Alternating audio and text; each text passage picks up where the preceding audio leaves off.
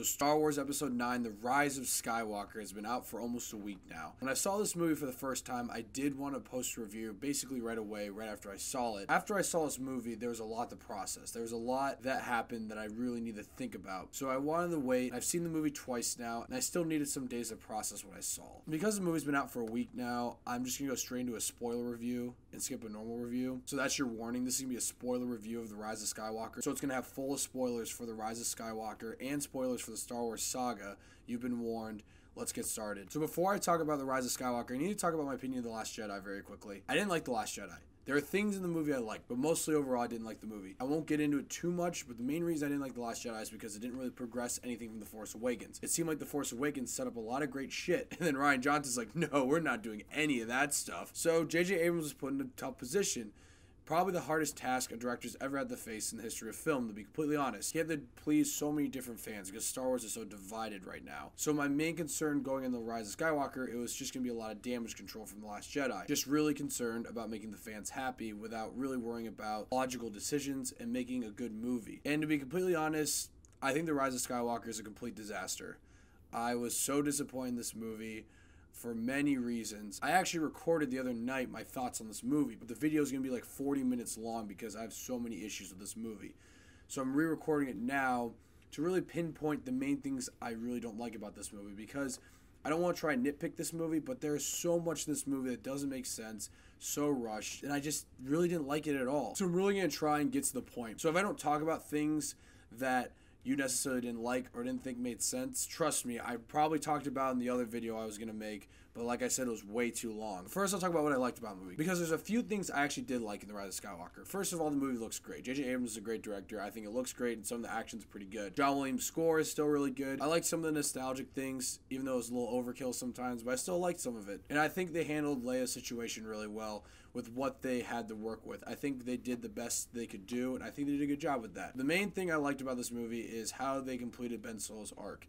I think they did that almost perfectly. I think that's the one thing Rian Johnson and J.J. Abrams obviously agreed on, was Ben Solo's arc. He killed Han Solo in The Force Awakens. In The Last Jedi, he was torn apart by it. In The Rise of Skywalker, he's still torn apart by it. So you can tell that's something that J.J. Abrams and Rian Johnson sort of agreed on. I think in The Rise of Skywalker, what they did with Ben Solo's character was really good. I really liked that scene where he's talking to Han Solo. It was like a memory or something.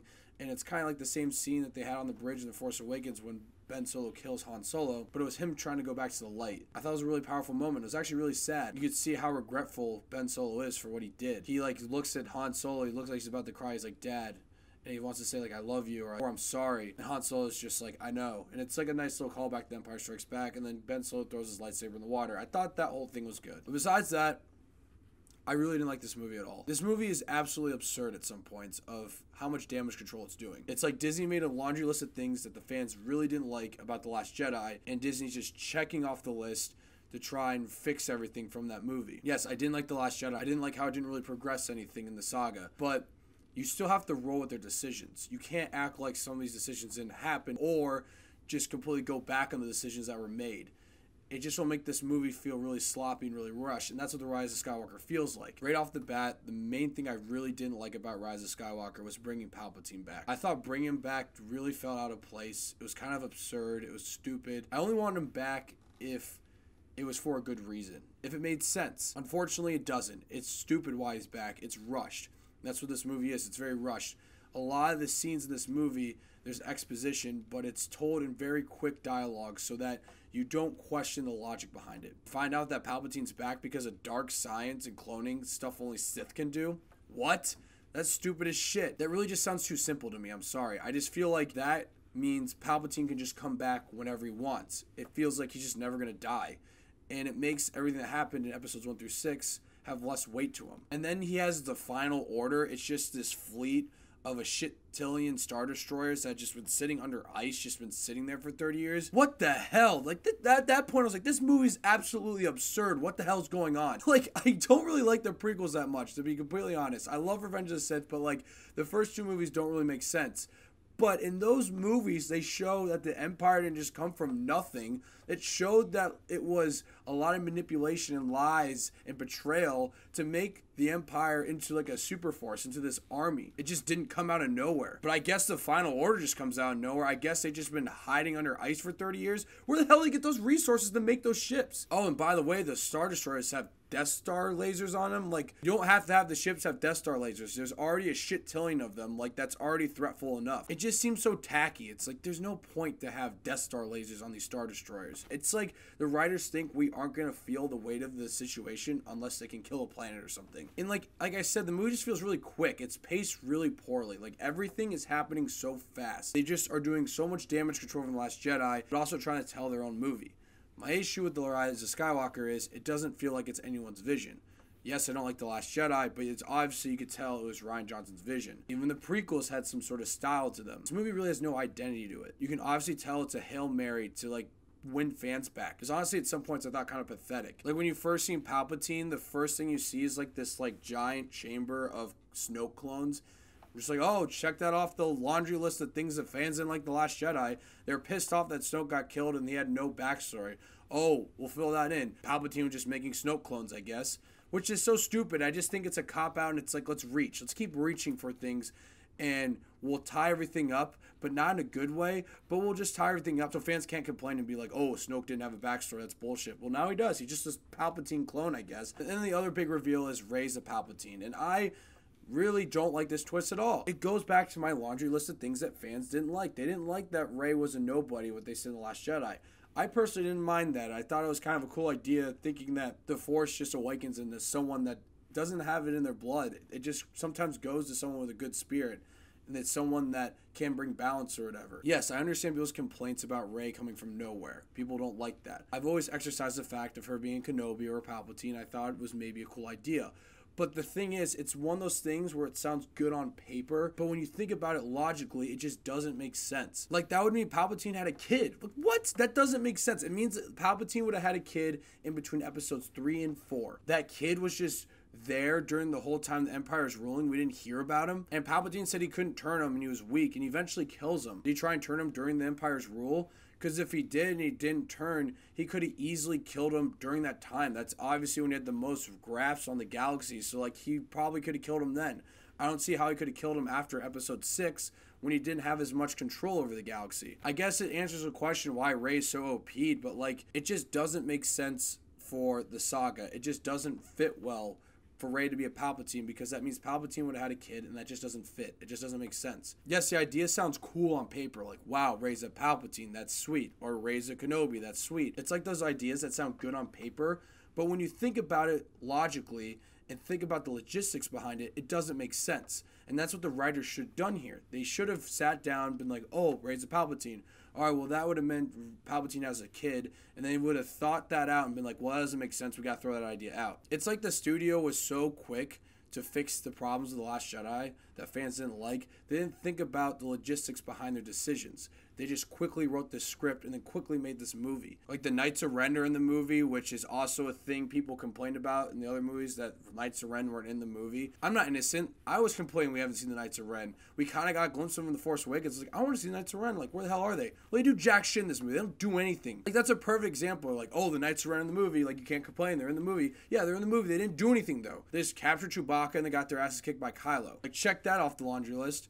Oh, another thing off the laundry list. They were pissed off about that Hodo kamikaze thing in space in The Last Jedi, where it had that beautiful shot, like one of the coolest shots in Star Wars history. When they're going to the last battle, someone's like, why don't we do the Hodo approach? And Finn's like, oh, that was a 1 in a million shot. Was it really, dude? Really? If you think about it, was it really? Think about it. Han Solo said in A New Hope that going the light speed is like a calculated thing, so you don't hit like an asteroid or something. So why don't you just calculate your path into like those Star Destroyers or whatever? Like, you'd easily do it. I feel like that's the one thing that wasn't a 1 in a million shot. I mean, shit, it looked pretty easy in The Last Jedi. It just seems like that, like quick dialogue like that just goes over your head. Like, the first time I watched that movie, I almost missed that. I was like, it happened so fast. The movie does that all the time, so you don't question the logic behind what these characters are saying. And then back to Finn, I feel like his character arc was wasted. He didn't really do anything in this movie. Also, with Finn's character, they try to imply that he's force sensitive now. I think it's a good idea, but it's not developed enough. And you can't develop this idea in just one movie. They kind of imply it in The Force Awakens. Kinda, not really though. The Last Jedi, they don't develop it at all. They don't explore that idea in any way. And then so with this movie, it's the last movie, there isn't enough time to develop it. So I just feel like they should have scratched that idea, not roll with it, because it kind of feels out of place. It doesn't really make sense. And like I've been saying, it's not very developed. He's something we've never seen in Star Wars. He's a rogue stormtrooper. We've never seen that before. And it's kind of developed in The Force Awakens. It's built up pretty well. Then, like I said, The Last Jedi doesn't really go anywhere with it. They go to some casino planet. But then here, it doesn't do anything either. I mean, he talks to that one girl about being a stormtrooper, and she was a rogue stormtrooper too. But, like, there could have been cool arcs with that, and they never explore that. And like I said, Finn doesn't really do anything in this movie. Neither does Poe. Finn, Poe, and Rey are all together, and, like, they try and illustrate that they're, like, best friends, but I don't really believe it, to be honest. I believe that Finn and Rey are really good friends. I believe that Finn and Poe are really good friends. I don't really believe that Poe and Rey are good friends. They kind of seem to hate each other. But they try to establish them as them being all friends. Like when they're all hugging at the end of the movie, I just didn't really feel it, which is a bummer. It's something I wanted to feel. I wanted to feel emotion behind that, but I didn't really at all. That has to do with The Last Jedi too. I can't really fault this movie for not being able to develop that relationship very well because they didn't have enough time. But still, it's just one of those things, well, if it's not that developed in the first two movies, then they gotta move on with something else. Like, for example, I honestly didn't really like Rose's character in The Last Jedi, but, like, she was such a big part in The Last Jedi, and she became such good friends with Finn, and kind of with Poe, that, like, she probably should have been there throughout the movie for it to make more sense, to feel more of a friendship between these characters. Even though I didn't really like her character that much, but it just would have made the most sense, and I feel bad for the actress because obviously she's not in the movie that much because fans hate her character so much that they're like, oh, cross that off the list too. Rose is barely in the movie. So it's just painfully obvious they're following some sort of agenda to win fans back. And then the last act of the movie, like this final battle, I just didn't really feel the emotional weight I was supposed to. The battle's kind of sloppy and boring too. They keep going to these towers and like they keep switching. So it kind of feels messy because you don't really know what they're trying to do. I also thought it was dumb when Finn was like, it's on that tower. Like, oh, how do you know? Oh, I have a feeling.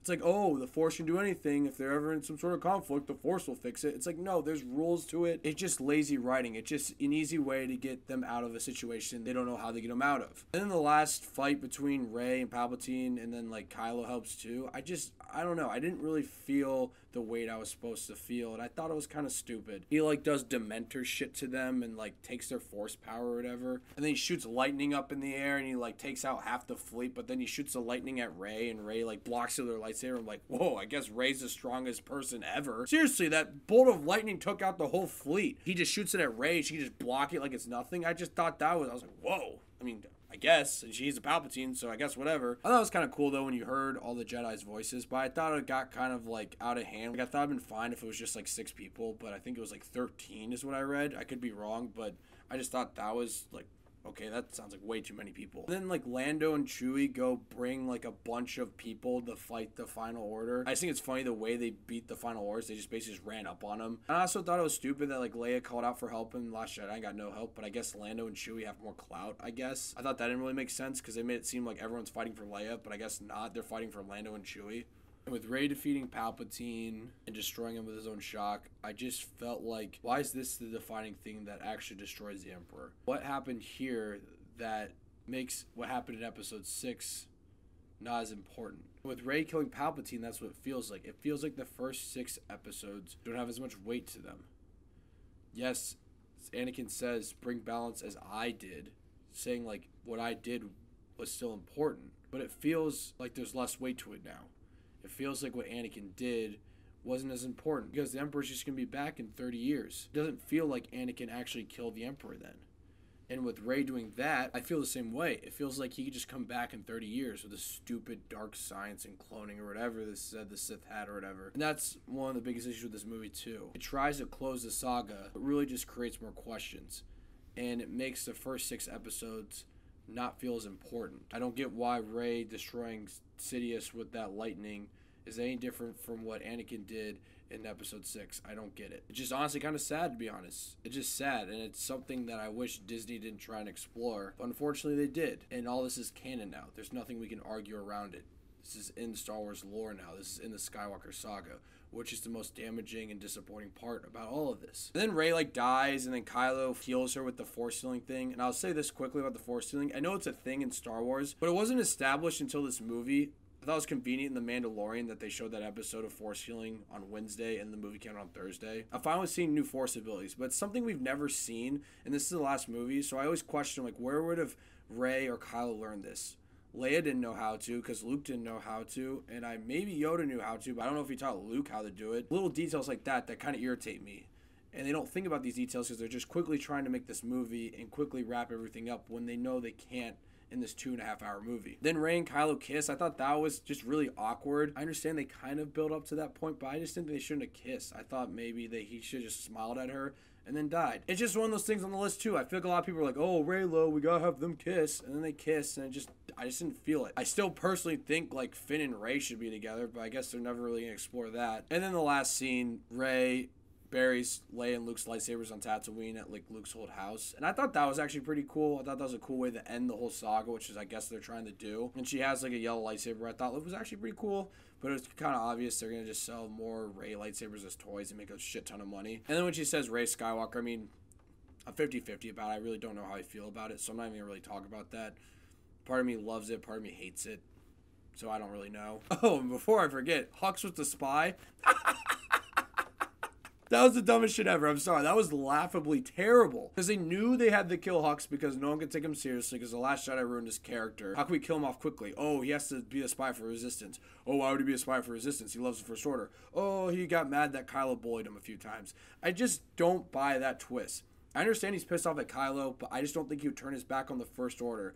An organization, a government that he literally murdered millions of people for. He destroyed like 4 planets for them. I don't believe he would just turn his back on them just because Kylo Ren was a little mean to him. Yes, I understand the argument that he believed in the First Order when Snoke was in charge. He doesn't believe it anymore when Kylo's in charge. I just don't think he would turn his whole back on the First Order. I just don't believe it. In the end though, like, I think this movie just so poorly paced and poorly written. There's just so many times in the movie I was hearing people saying like, oh, Palpatine was pulling the strings this whole time. It was all him this whole time. It's like the writers know the idea is so outlandish that we as an audience don't really fully believe it. So they have to keep telling you that it's real and that like Palpatine's been behind it this whole entire time. They make it feel like this is like the conclusion to all 9 movies. When honestly, it didn't really feel like that. It felt like its own thing. It didn't feel like it fit with this trilogy or really this saga. There's also dialogue throughout the whole movie where you hear people go, if this mission fails, it was all for nothing. Saying, I guess, the first 8 movies, which, like I said, I don't feel the weight behind that because this movie feels so out of place. It doesn't feel like it should be in the saga. I really feel like the sequel trilogy is kind of a failure now.